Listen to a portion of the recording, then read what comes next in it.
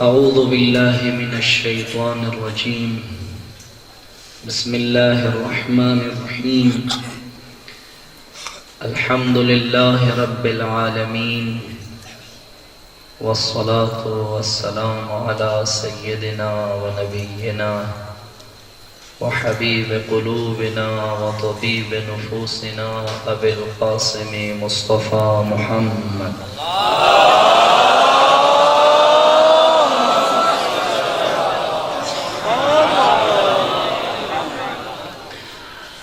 وعلى آله الطيبين الطاهرين المعصومين المظلومين المنتجبين المنتخبين ولعنة الله على أعدائهم أجمعين أما بعد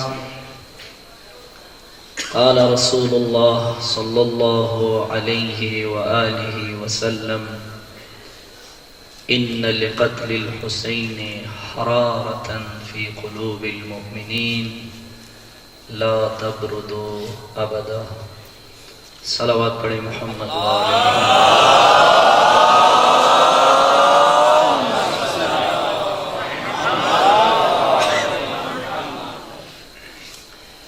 دعا کرتے ہیں پروردگار عالم کے حضور، پروردگارہ ہماری اس قلیل سی عبادت کو اپنی بارگاہ میں قبول و مقبول فرما۔ پروردگارہ جہاں کہیں بھی عزاداران سید الشہداء عزاداری میں مصروف ہیں، پروردگارہ ان سب کی حفاظت فرما۔ جن مومنین نے التماس سے دعا کی ہے، ایک برادر نے اپنے کسی عزیز کے لیے التماس کی ہے کہ وہ مریض ہے، پروردگارہ جتنے بھی مومنین مریض ہیں انہیں شفائے عاجلہ عطا فرما۔ پروردگارہ وہ مومنین جن مومنین نے اس مرکز کے قیام میں زحمتیں مشقتیں برداشت کی ہیں اور اس مرکز کو قیام میں لایا ہے، ان تمام مرحومین کے درجات بلند فرما۔ جو خدمت کر رہے ہیں ان کی توفیقات خیر میں اضافہ فرما۔ اس فرش عزا کے قیام کے لیے جن مومنین نے تعاون کیا ہے، جو تعاون کر رہے ہیں، پروردگارہ ان سب کے توفیقات خیر میں اضافہ فرما۔ ایک برادر عزیز نے امتحان میں کامیابی کے لیے التماس کی ہے، پروردگارہ جتنے بھی طلاب عزیز امتحان دینے میں مشغول ہیں یا امتحان دے چکے ہیں، انہیں ان کے امتحانات میں کامیابی نصیب فرما۔ پروردگارہ رہبر انقلاب اسلامی کا سایہ دراز فرما، سید مقاومت کی حفاظت فرما، خدایا علماء حق کا سایہ دراز فرما۔ پروردگارہ امام زمانہ کے ظہور میں تعجیل فرما، ہمیں امام کے آوان و انصار میں شامل ہونے کی توفیق عطا فرما۔ ہزارہا شکر ہے ایک دفعہ پھر اس ذات پروردگار کے حضور جس نے ہمیں ذکر حسین، غم حسین، یاد حسین برپا کرنے کی توفیق عنایت فرمائی ہے۔ عزاداری ذمہ داری کا نام ہے، عزاداری ذمہ داری سمجھنے کے لیے ہے، اور یہ ایام پاکیزہ ایام، ان ایام کو منانے کا مقصد بھی اپنی ذمہ داریوں کو سمجھنا ہے۔ کربلا ایک عظیم آیت الہی کا نام ہے، توجہ چاہیے۔ کربلا عظیم آیت الہی کا نام ہے، اور آیت الہی کو تفسیر، تبیین اور توضیح کی ضرورت ہے۔ جس طرح قرآن کریم کی ہر آیت، قرآن ہم پڑھتے ہیں، قرآن کی ہر آیت کو تفسیر کی ضرورت ہے، اسی طرح کربلا جو آیت الہی ہے، کربلا کو بھی ایک تفسیر کی ضرورت ہے۔ قرآن کریم کے نسبت ہم اگر آیات الہی کے نسبت لوگوں کو تقسیم کرنا چاہے تو لوگوں کو دو حصوں میں تقسیم کر سکتے ہیں۔ قرآن کی نسبت دو قسم کے طبقات، ایک طبقہ وہ ہے جو قرآن کی تلاوت کرتا ہے، صرف تلاوت کرتا ہے، اور تلاوت کا غرض و مقصد اس نے اپنے ذہن میں یہ بنایا ہوا ہے، آپ کی توجہ ہے نا میری بات کی طرف، ذہن میں اس نے یہ مقصد بنایا ہوا ہے کہ میں قرآن کی تلاوت ثواب کے لیے کر رہا ہوں، اس سے ثواب ملتا ہے۔ اور بہت سارے لوگ ایسے ہوتے ہیں جو قرآن کی تلاوت کرتے ہیں اور مقصد ذہن میں یہی بٹھایا ہوا ہوتا ہے کہ میں قرآن کی تلاوت کر رہا ہوں اور اس تلاوت سے غرض میری، مقصد میرا یہ ہے کہ مجھے ثواب ملے گا۔ ہے نا یہ طبقہ موجود. اسی طرح کچھ قرآن کی تلاوت اس لیے کرتے ہیں کہ سر میں درد ہے، قرآن میں شفا ہے. یا ایک طبقہ وہ ہے جو فقط اور فقط تعویذ کے طور پر قرآن کے نسخے لے کر دوسروں کو دے دیتا ہے. کہتے جنات، یہ عموماً یہ واقعات بھی دادی اماں سناتی ہیں، جن، پریاں، چڑیلیں. تو کہتے ہیں جن چڑھ گیا ہے. اتارنا کیسے؟ کہتے ہیں کہ کسی مولوی صاحب کے پاس چلیں اور اس سے کہیں کہ کوئی ورقے پہ کوئی دم درود لکھ کے دے دیں. مولوی صاحب کے پاس چلے جاتے ہیں، وہ 2-3 آیتیں لکھ کے آپ کو دے دیتے ہیں، آپ لپیٹ کے گھر میں رکھ لیتے ہو اور کہتے ہو جن چلا گیا ہے. پورا قرآن گھر میں موجود ہے، اس سے جن نہیں جاتا. 2 آیت لکھ کے مولوی صاحب نے دی ہے تو جن چلا جاتا ہے. بہرحال ایک مقصد قرآن کا ہم نے یہ رکھا ہوا ہے کہ بھائی اس سے جنات نہیں آتے. یہ بھی ایک قرآن کا استعمال ہے. اس لیے بھی آیت الہی کا استعمال کیا جاتا ہے کہ کیا جاتا ہے نہیں جاتا، کیا جاتا ہے. اسی طرح برکت کے لیے، گھر میں روزی بڑھانے کے لیے بھی تلاوت کرتے ہیں. بس ایک یہ بڑا گروہ ہے، یا تو برکت کے لیے کر رہا ہے، یا تو تعویذ کے طور پر استعمال کر رہا ہے، یا تو استخارے کے لیے استعمال کر رہا ہے، یا اپنی کسی مرض کی دوا کے طور پر استعمال کر رہا ہے. لیکن یہ طبقہ قرآن کی گہرائی میں نہیں جاتا. اسے نہیں معلوم قرآن میری کس مرض کی دوا ہے، میرے معاشرے کو کہاں لے کر جانا چاہتا ہے، اس سے کوئی غرض نہیں ہے. اس طبقے کو نہیں معلوم ہوتا کہ میں پڑھ رہا ہوں ثواب کے لیے پڑھ رہا ہوں، پڑھنا بھی چاہیے. یہ نہیں کہ میں ان کی مذمت کر رہا ہوں کہ کل سے قرآن ہی چھوڑ دے بھائی، اب پہلے ثواب کے لیے تو پڑھ تو رہے تھے، اب مولوی صاحب نے کہا کہ یہ کیا بات کر دی. ایک طبقہ اس طرح کا ہے. لیکن ایک گروہ قرآن کے بارے میں ایک قلیل طبقہ وہ بھی ہے. دیکھیں میں یہ سمجھانا چاہ رہا ہوں، کربلا آیت عظمیٰ ہے، کربلا آیت کبریٰ ہے، کربلا آیت الہی ہے، بالکل قرآن کی طرح. تو جس طرح قرآن کی ہر آیت کی نسبت یہ طبقات موجود ہیں، اسی طرح اس آیت کبریٰ کے نسبت بھی طبقات موجود ہیں. آگے بڑھیں. ایک گروہ وہ ہے جو قرآن میں وارد ہوتا ہے، قرآن کی آیت کا شان نزول معلوم کرتا ہے. یہ قرآن کی یہ آیت کب نازل ہوئی، کیوں نازل ہوئی، اس آیت کا مفہوم کیا ہے، اس آیت میں میرے لیے کیا رکھا ہے، آیا اس آیت میں میرے لیے کون سی ہدایت ہے، میرے معاشرے کے لیے کون سی ہدایت ہے. اس ہدایت کو لیتا ہے اور اس ہدایت کے مطابق اپنی زندگی بسر کرتا ہے. یہ دوسرا گروہ ہے. توجہ ہے میری بات کی طرف. ایک گروہ وہ جس نے برکت کے لیے قرآن کی تلاوت کی، ثواب کے لیے قرآن کی تلاوت کی. علامہ اقبال کے بقول، خدا تجھے کسی طوفان سے آشنا کر دے کہ تیرے بحر کے موجوں میں اضطراب نہیں. تجھے کتاب سے ممکن نہیں فراغ کہ تو کتاب خواہ ہے مگر صاحب کتاب نہیں. تو صرف پڑھتے جا رہا ہے، پڑھتے جا رہا ہے. ایک آیت نہیں 100 آیتیں پڑھ لی، لیکن ان 100 آیتوں میں معراج انسانیت کے لیے آیا 100 قدم اٹھوائے. اگر نہیں اٹھائے 100 قدم خدا کی جانب، مقصد کی جانب، کمال کی جانب، رشد و نمو کی جانب، تو سمجھ لینا ابھی پہلے طبقے اور پہلی سیڑھی پہ کھڑے ہو، ابھی آگے نہیں بڑھے. ہے میری بات کی طرف توجہ آپ لوگوں کی.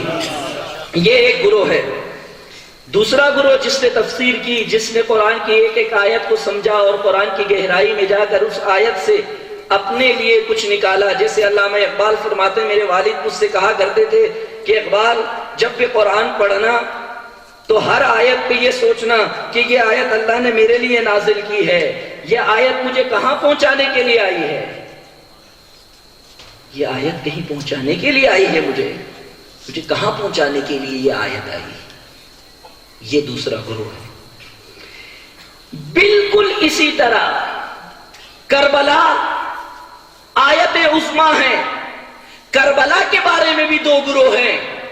ایک وہ گروہ ہے کہ جس نے صرف اور صرف کربلا کا واقعہ سننا ہے، 2 آنسو بہانے ہیں، ثواب ڈھیروں سارے لینے ہیں اور اس کے بعد چلے جانا، اور کچھ تبرکات لیں گے، کھائیں گے اور دعا کریں گے پروردگارہ اس کا اجر دے دینا، کچھ تبرکات چڑھائیں گے کہ خدایا اس کا اجر دے دینا، اور اللہ اجر بھی دیتا ہے۔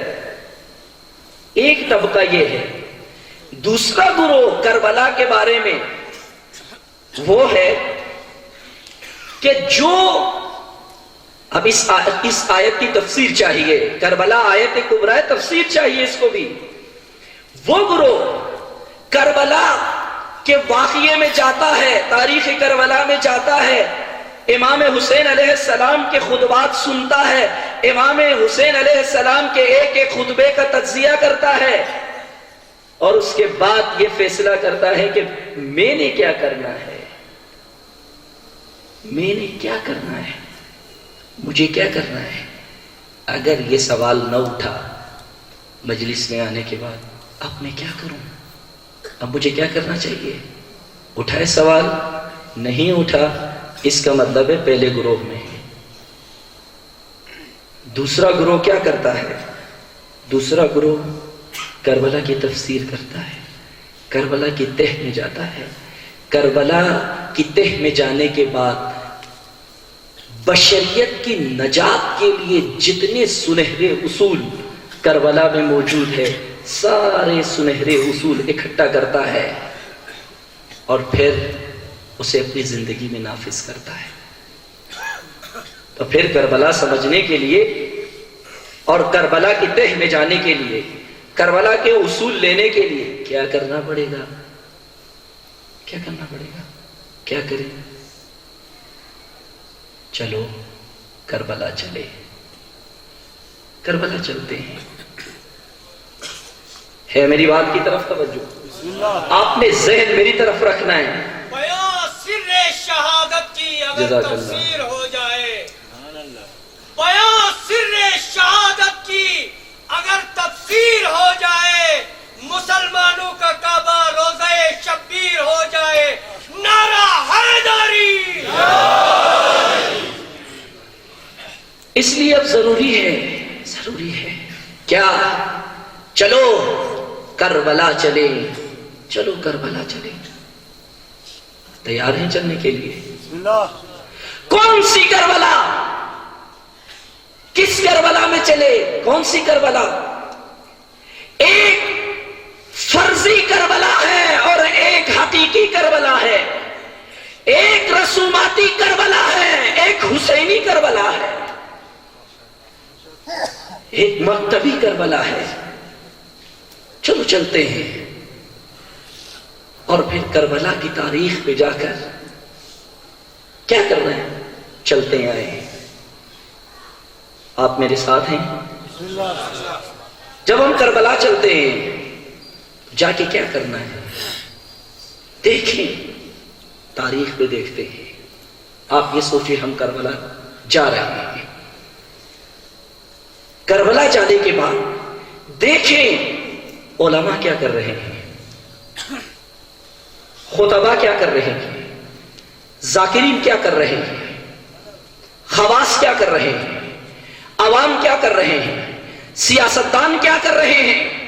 ایک ایک کا جائزہ لینا ہوگا کہ اس سن 61 ہجری میں ہم اتر گئے، ہم نے دیکھنا ہے بھئی اس سن 61 ہجری کے علماء کہاں ہیں، کہ خطبہ کہاں ہیں، لیکچرار کہاں ہیں، دین کے نام پر میدان شعار بلند کرنے والے کہاں ہیں؟ ہے میری بات کی طرف توجہ آپ لوگوں کی؟ اور یہ سارا دیکھنا ہے، علماء کو دیکھیں، سیاستدانوں کو دیکھیں، خواص کو دیکھیں، عوام کو دیکھیں، اور اس کے بعد ڈھونڈنا ہے یہ سب کیا کر رہے ہیں، اور امام حسین علیہ السلام کیا کر رہے ہیں۔ اور اس کے بعد وہاں رکنا نہیں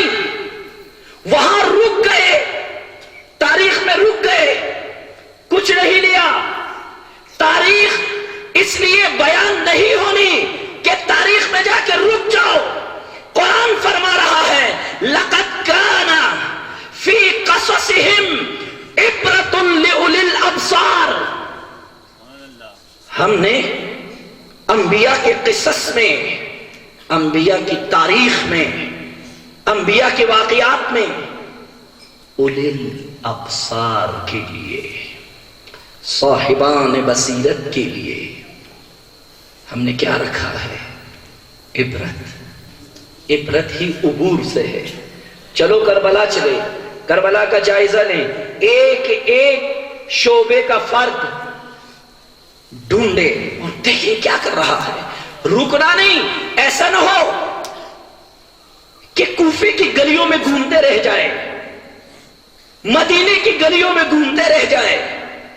اور ہوتا ہے ہمیں جس طرح تاریخ میں لے کر جایا جاتا ہے، ہم خندق سن کے، خیبر سن کر بھی آج کے زمانے کے خیبر کو اکھاڑ نہ سکے، تو پھر جان لیں ہم خیبر کی گلیوں میں گھوم رہے ہیں، اس قلعے کی گلیوں میں گھوم رہے ہیں، اپنے زمانے میں لوٹ کر نہیں آئے۔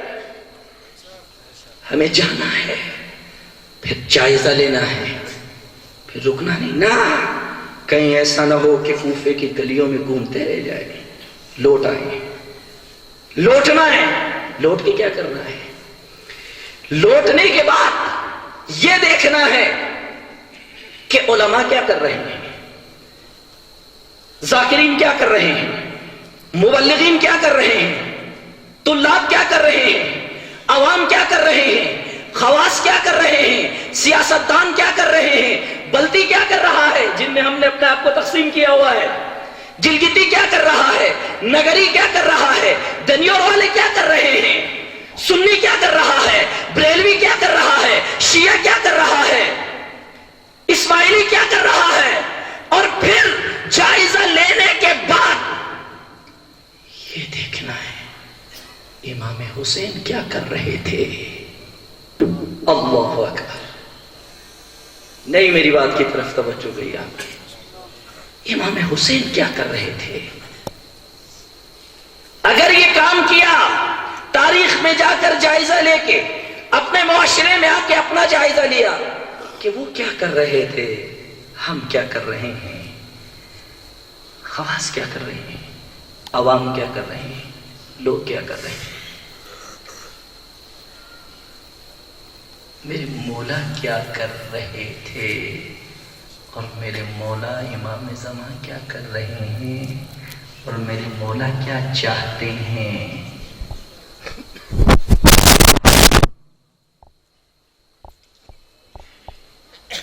توجہ ہے تو ایک دفعہ محمد والے محمد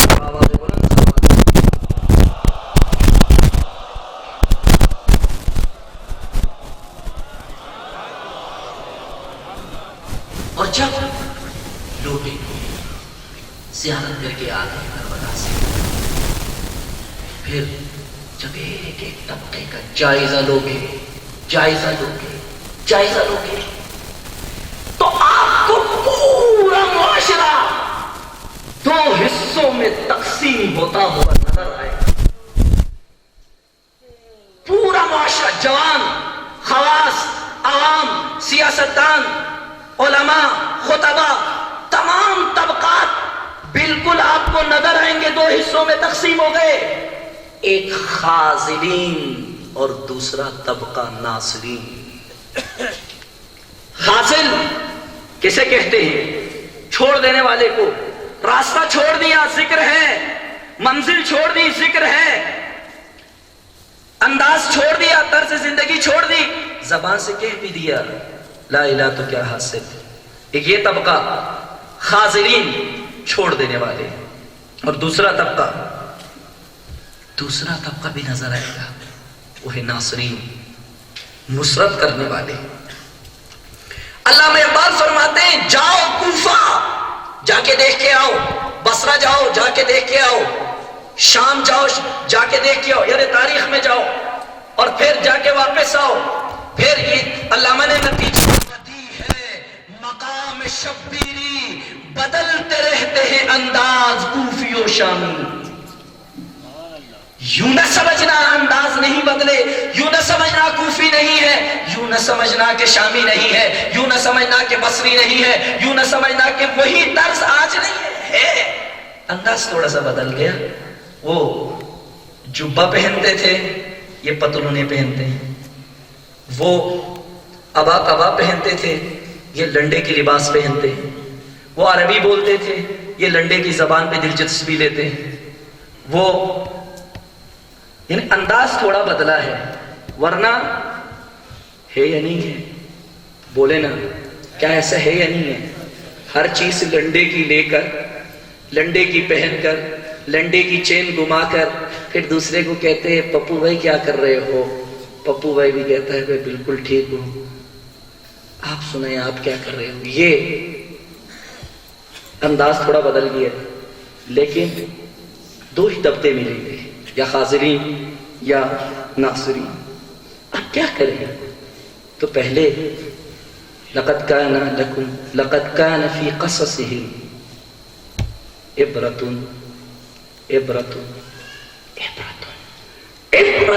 لأولي الأبصار. تو چلیے کربلا چلتے ہیں. سن 61 ہجری میں مدینہ لے جا رہا ہوں آپ کو. تیار ہیں آپ؟ پہلے مدینہ چلتے ہیں، مدینے کی کیا حالت ہے، اور پھر مدینہ جا کے بولے رکنا. توجہ ہے میری بات کی طرف، مدینہ جا کے رکنا نہیں ہے، جائزہ لے کے. میں نے کہا ہے تمام طبقات کا جائزہ لینا ہے. کس کس کا؟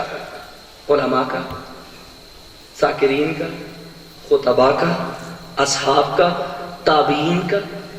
اور جب ہم جائزہ لے رہے ہو تو کوئی یہ نہ سمجھ لیں یہ توہین کر رہے ہیں. تاریخ کا جائزہ توہین نہیں کہلاتا.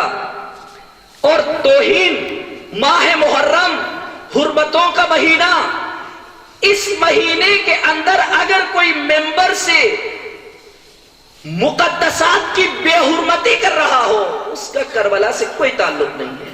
وہ پیشور ہے، وہ ایجنٹ ہے، اس نے فتنہ کرنا ہے اس لیے آیا ہے. لیکن ہم کربلا جا رہے ہیں، اور تاریخ کربلا میں پہلے مدینہ چلتے ہیں. مدینے میں کیا ہو رہا ہے توجہ کریں. معاویہ کے مرنے کے بعد مدینہ نصف رجب ایک خبر مدینے آتی ہے. مدینے میں سب سے بڑے والی جو مدینے کا تھا اس کے نام. کوئی بتا سکتا ہے مدینے کے والی کا کیا نام تھا؟ اس میں ہماری دلچسپی نہیں ہے، جو بھی ہو بہرحال سن لیں. لما مات معاویہ، یہ تاریخ بیان کر رہا ہوں، شیعت نہیں بیان کر رہا ہوں.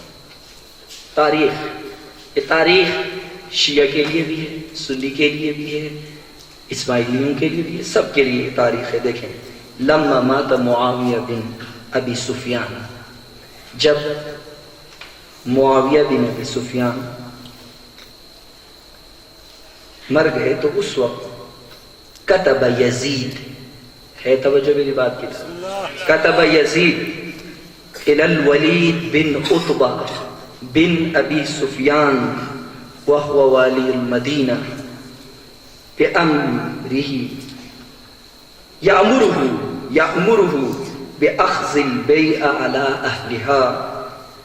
کہتے ہیں کہ ایک خط آتا ہے مدینے کے اندر. پھر دیکھیں مدینے میں کیا ہلچل شروع ہوتا ہے. ایک خط آیا مدینے میں شام سے. کس کے نام؟ لکھا کس نے اور کس کے نام؟ عتبہ. توجہ کرنا ہے آپ نے. عتبہ بن ابی سفیان یہ والی ہے. عتبہ بن ابی، ولید بن عتبہ بن ابی سفیان. یزید نے خط بھیجا ولید کے نام. کون ہے یزید؟ آپ سب جانتے ہیں. یزید بن معاویہ بن ابی سفیان. اور ولید کون ہے؟ ولید بن عتبہ بن ابی سفیان. ولید اور یزید یہ دونوں آپس میں کزن ہیں، چچا زاد ہیں. ایک والی ہے مدینے کا اور ایک والی ہے شام، اور دونوں پوتے ہیں ابو سفیان کے. توجہ ہے میری بات کی طرف. اور ایک کزن نے دوسرے کزن کو خط بھیجا، یأمرہ، امر کیا، حکم دیا ہے، بِأَخْذِ الْبَيْعَةِ، بیعت طلب کرنا ہے. کس سے بیعت طلب کرنی؟ سنیں، علی اہلہا، تمام مدینے والوں سے بیعت لینی ہے. اس کے بعد آگے ساتھ کہتے ہیں خاصۃ من الحسین، خصوصاً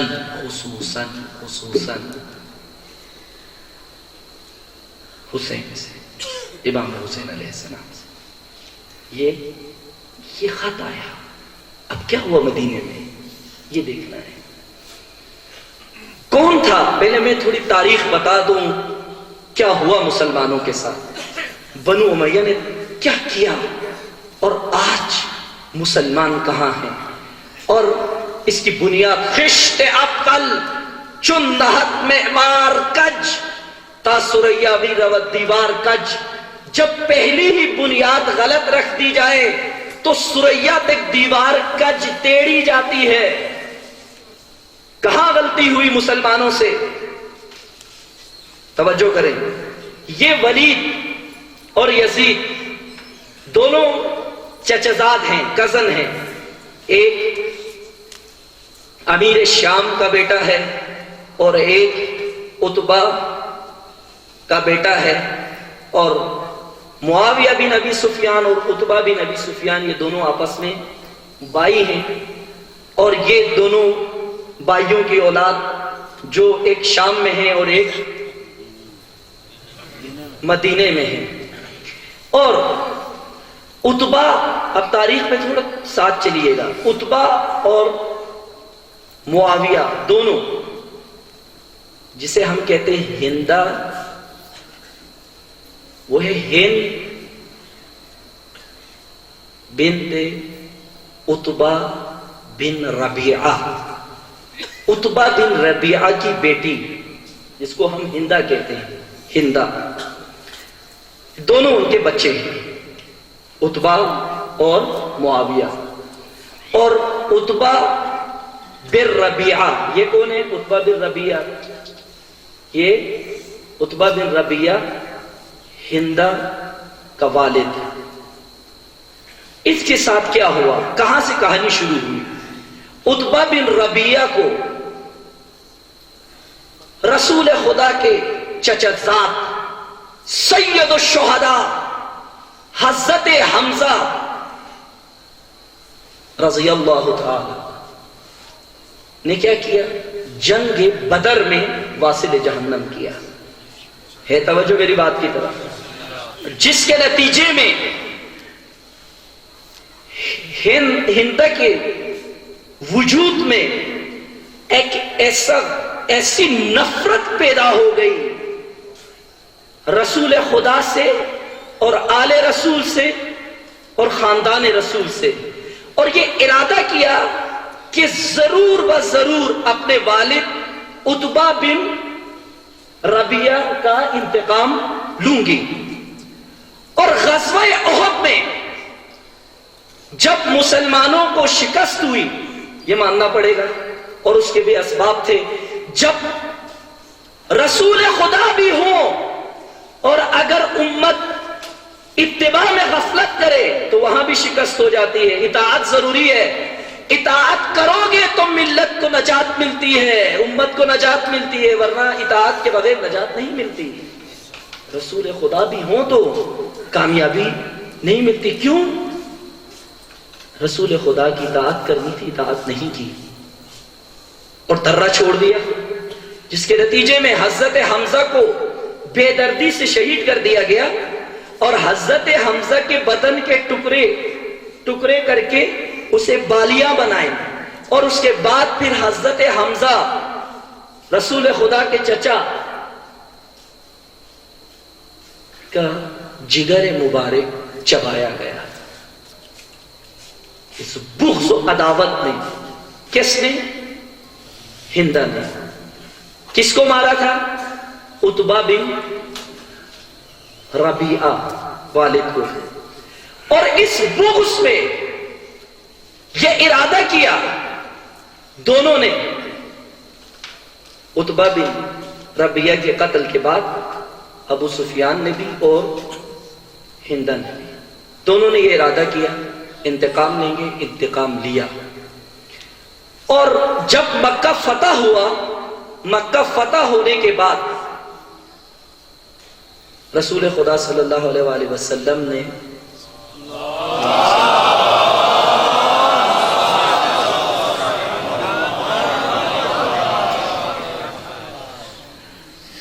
عام معافی کا اعلان کر دیا اور انہیں بھی آزاد کر دیا اور کہا کہ مسلمان ہو جائیں.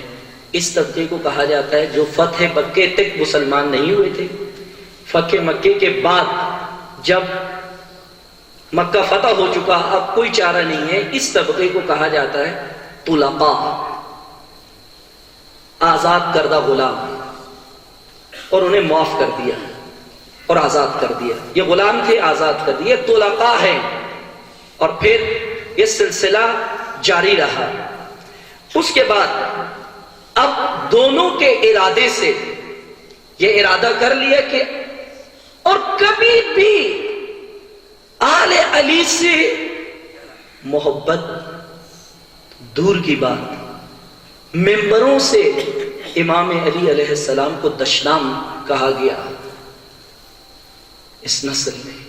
اور بنو امیہ، آپ تاریخ اٹھا کے دیکھ لیں، ممبروں سے امام علی علیہ السلام کو گالیاں، نعوذ باللہ من ذالک. یہ سلسلہ جاری رہا. اور سن 61 ہجری میں یہی طبقہ اب برسر اقتدار آیا ہے. لیکن میں یہاں ایک بات بتانا چاہتا ہوں کہ جب معاویہ بن ابی سفیان نے، امیر شام نے، امام حسن علیہ السلام سے جو معاملہ ہوا صلح کا، اس کے بعد جب مروان بن حکم، یہ بھی ایک کردار ہے جس پہ میں بعد میں روشنی ڈالوں گا، مروان بن حکم کو یہ ذمہ داری دی کہ مسجد نبوی، کیونکہ اس وقت مروان بن حکم والی تھا، بعد میں اس کو معزول کر کے ولید بن عتبہ کو بنایا گیا، تو اس کو یہ حکم دیا گیا کہ خواص کو جمع کر کے ان سے بیعت لو، میری زندگی میں ہی یزید کے لیے بیعت لو. اور مروان بن حکم نے بیعت لینے کے لیے مسجد نبوی میں چند بڑے اشخاص کو جمع کیا، اور جمع کرنے کے بعد ان سے گفتگو کی اور ان سے کہا کہ یزید کی بیعت کر لو. تو اس وقت صحابی رسول، اس وقت اصحاب موجود تھے، صحابی رسول اور خلیفہ اول کے فرزند عبد الرحمن بن ابی بکر نے، تاریخ تبری اٹھا لیں، کوئی بھی تاریخ اٹھا لیں، یہ واقعہ موجود ہے. عبد الرحمن بن ابی بکر نے ناراضگی کا اعلان کر کے یہ کہا کہ کیا تم، توجہ کرنا اس نقطے کی طرف، کیا تم اے مروان وائے ہو تجھ پر، کیا تم خلافت کو، توجہ کیجئے گا کیونکہ عبد الرحمن بن ابی بکر خلافت کے پیروکار تھے، اور خلافت کے پیروکار نے جب دیکھا کہ خلافت کا بھی مذاق اڑایا جا رہا ہے، ولایت کا پیروکار ابھی سائٹ پہ رکھے، خلافت کے پیروکار نے جب دیکھا کہ اب مروان بن حکم خلافت کا بھی مذاق اڑا رہا ہے، اس نے کہا اے مروان وائے ہو تجھ پر، کیا تو خلافت کو موروثی بنانا چاہتا ہے؟ بات سمجھ آئی ہے نہیں آئی میری بات؟ کیا تو خلافت کو موروثی بنانا چاہتا ہے؟ موروثی سے کیا مطلب ہے؟ یعنی باپ سے بیٹا، پھر باپ سے بیٹا، پھر باپ سے بیٹا، بادشاہت اور ملوکیت میں تبدیل کرنا چاہتا ہے. اور اس کے بعد اس ناراضگی کے بعد نشست برخاست ہو گئی، اور باقاعدہ عبد الرحمن بن ابی بکر کو، خلیفہ اول کے فرزند کو، اس بات کے کہنے پر قتل کی دھمکی بھی دی گئی، اور شام سے باقاعدہ امیر شام نے ہدیہ بھیجا، ہدیہ بھیجا تو ہدیہ واپس کر دیا اور یہ کہا کہ میں دین فروش نہیں بننا چاہتا، دنیا کے لیے دین نہیں بیچ سکتا. یہ جملہ کہہ کے وہ انہوں نے قبول نہیں کیا اور یزید کی بیعت سے انکار کیا. اور اس کے بعد بہت بڑی شخصیت ہے اہل سنت کی، نامور شخصیت، ابو الاعلی مودودی صاحب، جنہوں نے کتاب لکھی ہے خلافت و ملوکیت. خلافت و ملوکیت میں انہوں نے یہ بیان کیا ہے کہ خلافت کیسے ملوکیت میں تبدیل ہو گئی اور پھر بنو امیہ کا سلسلہ جاری رہا. میں یہ بتانا چاہ رہا ہوں کہ مسلمان کہاں تھے کہ جب دین کا مذاق اڑایا جا رہا تھا اور پھر ابن طلقاء کی حکومتیں شروع ہو گئی اور پھر سن 61 ہجری میں یزید نے ولید کو یہ خط لکھا کہ اے ولید میں تمہیں حکم دے رہا ہوں، وہی مدینۃ الرسول جہاں رسول خدا نے انقلاب نبوی برپا کیا، انقلاب اسلامی برپا کیا، عظیم امت تیار کی، اسی مدینے والوں کے نام یہ پیغام بھیجا کہ اہل مدینہ یزید کے ہاتھ میں بیعت کرے.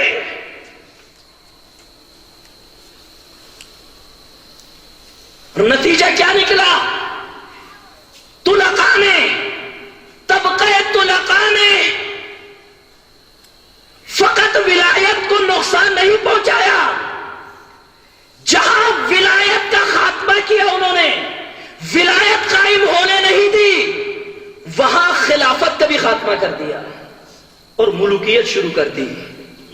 اور پھر یہ ذہن میں رکھیں، اس طبقے نے آ کر مدینے میں امام حسین علیہ السلام کے ساتھ کیا کیا، مکے کے اندر کیا کیا، بصرہ کے اندر اس طبقے نے کیا کیا.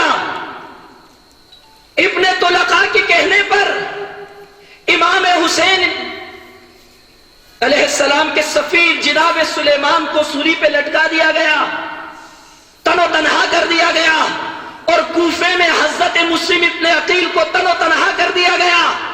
میں سوال کرتا ہوں، کہاں تھے عوام، کہاں تھے اسلامی اسکالرز، کہاں تھے خطبہ، کہاں تھے مبلغین، کہاں تھے اس زمانے کے علماء، اس زمانے کے عوام، اس زمانے کے خواص کہاں تھے؟ یہ ہوتا رہا، چلتا رہا. اور پھر آج دیکھیں ذرا، یأمرہ، اس نے امر کیا، کیا حکم دیا، یاخذ البیعہ، بیعت لے لینی ہے.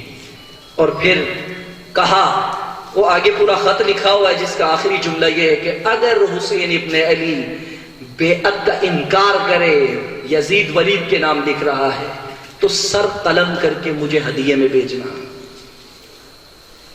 اور اس کے بعد امام حسین کو طلب کیا گیا دربار میں، اور پھر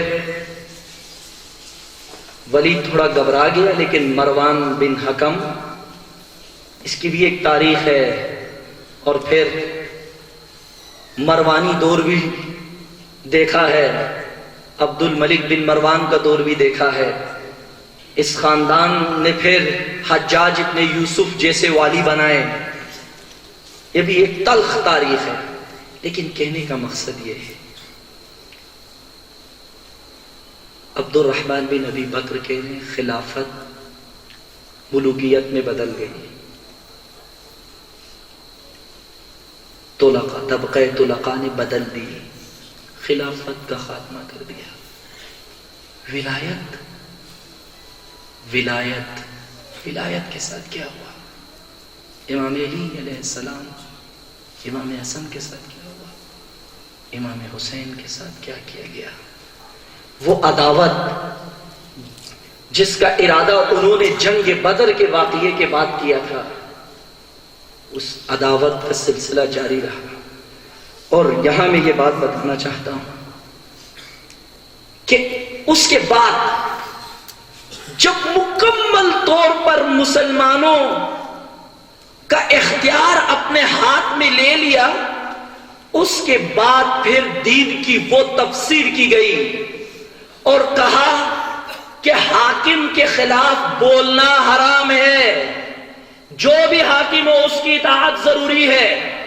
اور اس کے بعد جیسے بھی حاکم آتے گئے سر جھکا کر ان کی بات قبول کرتے چلے گئے۔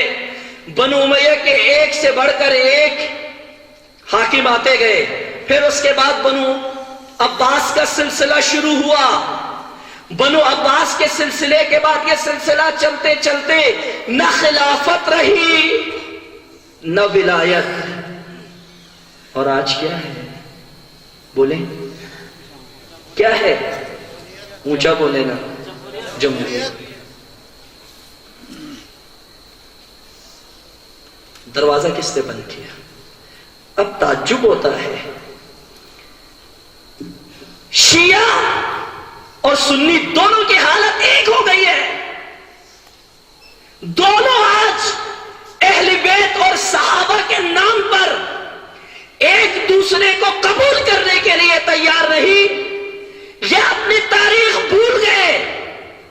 سنی سقیفہ بھول گیا اور شیعہ غدیر بھول چکا ہے، اور آج خلافت کا پیروکار اور ولایت کا پیروکار دونوں ایک دوسرے کو قبول کرنے کے لیے تیار نہیں، لیکن مغربی نظام قبول کرنے کے لیے دونوں آمادہ اور راضی ہو، بالکل راضی ہے۔ وہاں سے یہ سلسلہ شروع ہوا، یہ دروازہ بند کر دیا گیا، اور آج یہ زمانہ آ گیا ہے۔ یہ طبقہ جس طبقے نے آ کر مدینے پہ حکومت کی، پورا عالم اسلام پہ حکومت کی، سوال یہ بنتا ہے بھئی غدیر کے ماننے والے کہاں تھے؟ بنتا ہے نا سوال۔ عموماً تاریخ کا تجزیہ نہیں ہوتا، نہ سنی کے سامنے تاریخ کا تجزیہ ہوتا ہے نہ شیعہ کے سامنے۔ اگر تاریخ کا تجزیہ ہو جائے تو شاید دونوں سر جھکا کر کہے کہ ہائے ہم کدھر کھڑے ہیں، ہم کدھر چل پڑے ہیں۔ نہ وہ سقیفہ جا رہے نہ ہم غدیر جا رہے ہیں، ہم فرانس جا رہے ہیں، اور خرب رفت وہ مولانا روم کی حکایت یاد آ گئی۔ کہتے ہیں کہ شاید یہ سنایا بھی ہو گزشتہ سال، لیکن موضوع سے ربط بنتا ہے، سنا دوں۔ کہتے ہیں کہ ایک صوفی تھا، وہ سفر پہ نکلا، بلکہ صوفی کی معذرت کے ساتھ ایک عام مسافر تاجر سفر پہ نکلا، تھک گیا، کھانے پینے کے سارے اشیاء ختم ہو گئے، تو پھر صوفیوں کی خانقاہ میں پہنچا، بڑے ادب سے ملا، السلام علیکم، خیریت سے ہیں جی؟ الحمدللہ ٹھیک ہیں۔ کہاں سے آئے ہیں؟ ادھر سے آئے ہیں۔ تو صوفیوں نے دیکھا گدھا بھی ساتھ آیا ہے، تو جو ہے میری بات، گدھا بھی ساتھ آیا ہے، تو کہا کہ ہم بھی بڑے بھوکے ہیں، یہ بھی بہت بھوکا ہے، تو کیوں نہ کام تمام کیا جائے۔ صوفی بھی راضی، تاجر بھی راضی، تو ہے میری بات کی طرف توجہ آپ لوگ۔ تو صوفی کو صوفیوں نے اسے مصروف کیا، بھائی کیا کرتے ہو تاجر بھائی؟ اس نے کہا میں یہ کرتا ہوں، فلاں کرتا ہوں۔ آپ لوگ کیا کرتے ہو؟ ہم تو یہ کرتے ہو۔ بھوکے لگتے ہو؟ ہاں بہت بھوکا ہوں، سفر میں تھکا ہوا ہوں۔ بھی انتظام ہے، بے فکر رہے ہیں، بے فکر رہ کے انتظار کرتا رہا، اور اس کے بعد تھوڑی دیر کے بعد گوشت پک کے آ گیا، تب آ کے سب نے گوشت کھایا۔ اس کے بعد صوفیوں نے کہا کہ ہم جب کھا پی لیتے ہیں تو پھر ہم ورد پڑھتے ہیں۔ کہا ورد پڑھتے ہیں؟ تو کہا چلے ہم بھی پڑھ لیتے ہیں آپ کے ساتھ۔ تو انہوں نے جو ورد بنایا وہ یہ تھا، خرب رفتو خرب رفتو خرب رفت، گدھا گیا گدھا گیا گدھا گیا۔ اور یہ سارے مل کے، صوفی بھی لگا ہوا ہے اپنے خاص انہوں نے خرب رفتو خرب، یہ بھی سر ہلا رہا، خرب رفتو خرب رفت خرب رفتو خرب رفت۔ اور جب تھک گیا اس کے بعد صوفیوں سے کہا صوفی بھائی اجازت چاہتا ہوں. ٹھیک ہے آپ کر سکتے. باہر آیا, ہائے میرا گدھا نہیں ہے. صوفیوں سے کہا بھائیو صوفیوں میرا گدھا باہر تھا. کون سا گدھا؟ بھائی جو میں لے کے ساتھ آیا تھا. میاں کتنی عجیب بات کرتے ہو آپ. گدھا کھا بھی لیا اور پھر ساتھ جو ہے نا وہ ورد بھی کیا ہے, اس کے بعد کہتے ہو کہ گدھا کدھر ہے. کہا کیا مطلب؟ کہا اتنے گھنٹوں سے جو تم سر ہلا کے جو کہہ رہے تھے خر بے رفت و خر بے رفت و خر بے رفت, گدھا گیا گدھا گیا گدھا گیا, تو یہی تو پڑھ رہے تھے کہ آپ کا گدھا چلا گیا. کدھر چلا گیا؟ تو صوفی نے کہا یہاں چلا گیا ہے. اور یہ رقص کر رہا ہے خر بے رفت و خر بے رفت و خر, اس کو پتہ ہی نہیں ہے, اس کی ہر چیز لٹ گئی, اس کا سفر رک گیا کیونکہ اسی کے ذریعے سفر کر رہا تھا. سب کچھ رک گیا اور یہ رقص کر رہا ہے خر بے رفت و خر بے رفت و خر بے رفت. مولانا روم نے یہ حکایت بیان کی ہے, ملتوں اور امتوں اور قوموں کی بھی یہ حالت بنتی ہے کہ جب قوموں کی ہر متاع لٹ جائے اور متاع لوٹنے کے بعد انہیں کوئی ورد دے دو اور یہ اسی ورد میں لگے رہیں گے اور انہیں پتہ بھی نہ چلنے دو کہ ان کی متاع لٹ چکی ہے, کہ متاع لٹ گئی. اور آج نہ خلفاء کے پیروکاروں میں نہ خلافت کے ماننے والوں کے پاس دکھانے کے لیے خلافت ہے, نہ اس زمین پہ بسنے والے اہل بیت کے پیروکاروں کے پاس دکھانے کے لیے کوئی نظام ہے. یہاں میں اب بات سمیٹ رہا ہوں ایک حکایت پہ جو میں نے 2 مجلسوں میں سنائی ہے, یہاں بھی سنا دوں, اس کے بعد بات سمیٹ رہا ہوں. تھکنا نہیں ہے انشاءاللہ تعالی, کیونکہ عموماً ہم زیادہ سننے کے عادی نہیں ہیں تو ہم جلدی تھک جاتے ہیں. تو کہتے ہیں کہ ایک شخص, توجہ چاہیے, مولا علی علیہ السلام جب یہ دنیا سے چلا گیا مولا سے ملاقات ہو گئی. کس سے ملاقات ہوئی؟ مولا علی سے. مولا نے اس سے پوچھا کون ہو؟ مولا آپ کا شیعہ ہوں. مولا آپ کا شیعہ ہوں. میرے شیعہ؟ اچھا.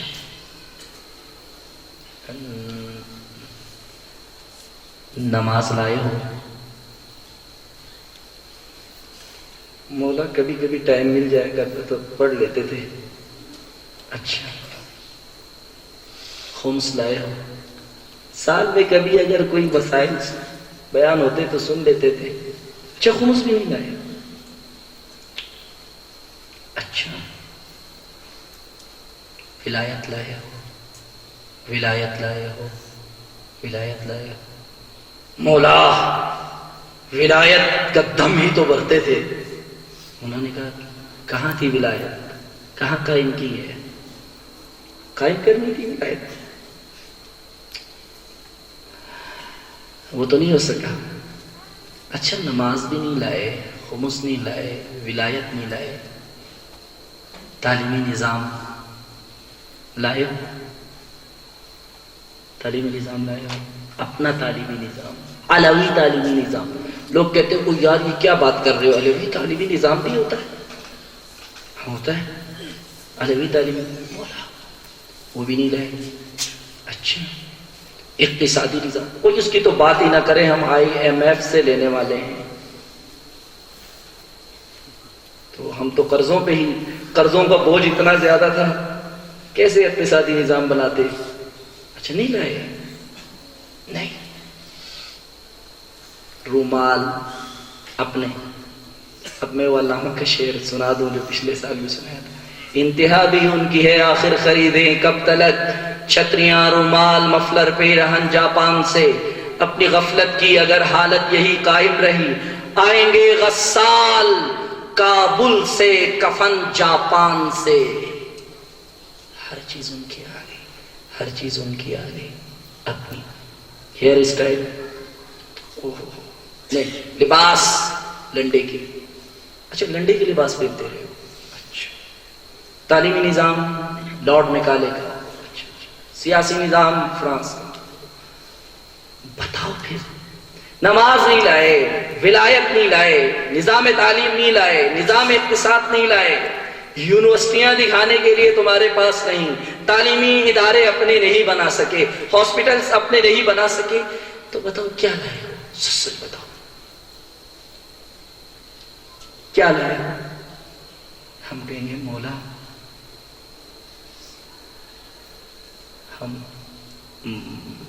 ماتم حسین لے آئے ہیں یا حسین لے آئے ہیں، تو مولا کہیں گے نماز نے تمہیں پتہ بھی تھا میرے فرزند کا شعار کیا تھا؟ تمہیں معلوم تھا کہ میرے فرزند کا راستہ کیا تھا؟ معلوم تھا تمہیں کہ ہمارا بتایا ہوا نظام کون سا تھا؟ پاکستان کی نجات اور پاکستان کی بقا اگر کسی چیز میں ہے تو وہ کربلا و عاشورہ ہے، لیکن تہ میں جانا ہوگا۔ پھر وہ جو دروازے ہم نے بند کر دیے، ولایت محجور کر دی، سلسلہ بند کر دیا، اس زمانے میں کوفی خاموش تھے، علامہ فرما رہے آج بھی مزاج کوفی ہے، اس زمانے میں شامی فتنے تھے، آج بھی شامی مزاج ہے، اس زمانے میں قبائل تھے، آج بھی قبائل ہے۔ تو ایک دفعہ کربلا سے لوٹ کر اپنے آپ سے پوچھو، علماء کو دیکھیں، خواص کو دیکھیں، عوام کو دیکھیں، سیاستدانوں کو دیکھیں، تنظیموں کو دیکھیں، سیاسی پارٹیوں کو دیکھیں، اور اس کے بعد ایک نگاہ امام حسین کی طرف کر کے دیکھ لو کہ ہم کہاں کھڑے ہیں، قوم کہاں کھڑی ہے، اور امام حسین کس راہ پہ بلا رہے ہیں، کس راستے کی دعوت دے رہے ہیں، اور ہم کن راہوں پہ چل پڑے جنہیں نظر آ رہا ہے یہ قوم مختلف راہوں پہ چل پڑی ہے، مصلحت کے خاطر زبانیں بند ہے۔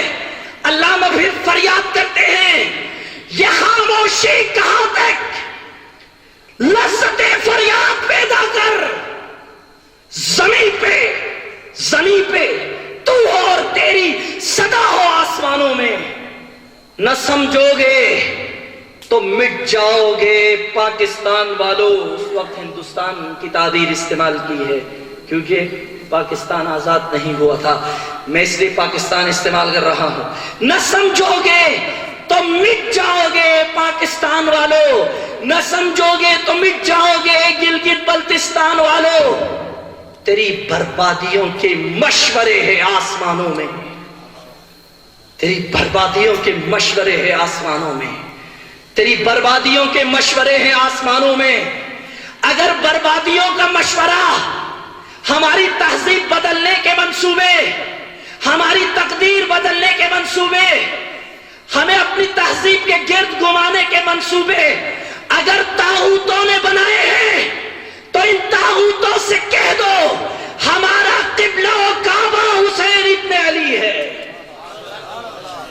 اور اب ہم مولا حسین کے پرچم تلے وہ ہدف و منزل و مقصد جو امام نے شروع کیا تھا ہم بھی شروع کریں گے۔ کیسا مقصد اور کیسے شروع کیا امام نے؟ 72 تن آئے، کتنے؟